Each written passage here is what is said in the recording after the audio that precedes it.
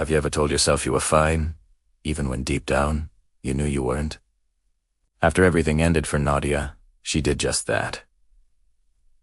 She told herself she was okay. The tears stopped, almost too quickly. She went back to work, replied to texts, and even showed up to parties. Everyone around her praised her strength. "You're handling this so well," they'd say. She would just nod, because that sounded like what healing was supposed to be.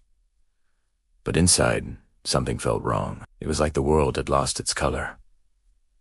Music didn't move her anymore. Her own memories felt like scenes from a movie about someone else.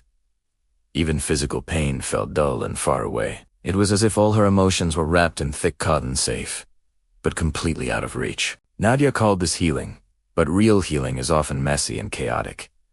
This just felt empty. She started avoiding any conversation that got too personal. The moment feelings came up, she'd skillfully change the subject. At night, she'd scroll endlessly on her phone until she passed out. Not because she was sleepy, but because the silence was terrifying. In Tikit, she could feel the things she'd locked away, trying to break free. What Nadia didn't know was that her brain had slammed the emergency brake. It had decided that feeling nothing was far safer than feeling the overwhelming pain of everything. This is a real psychological response called emotional numbing. It's our body's way of protecting us when things get too intense. The turning point came one afternoon in a small cafe. A song came on, one of those songs that used to always make her cry. Her chest tightened, and for a fleeting moment, a wave of sadness rose up.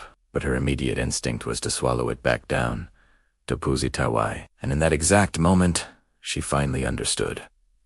She hadn't moved on at all. She had just shut down. So, very slowly and gently, she started the real work. She began to let herself feel again. Not everything all at once, just little bits. First, it was sadness, a quiet ache that she let herself sit with. Then came anger, a flash of heat she didn't try to ignore.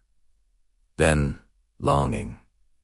It hurt. It hurt so much more than the numbness ever did. But for the first time in a long time, it also felt real. Through this, Nadia learned something incredibly important. Numbness isn't peace.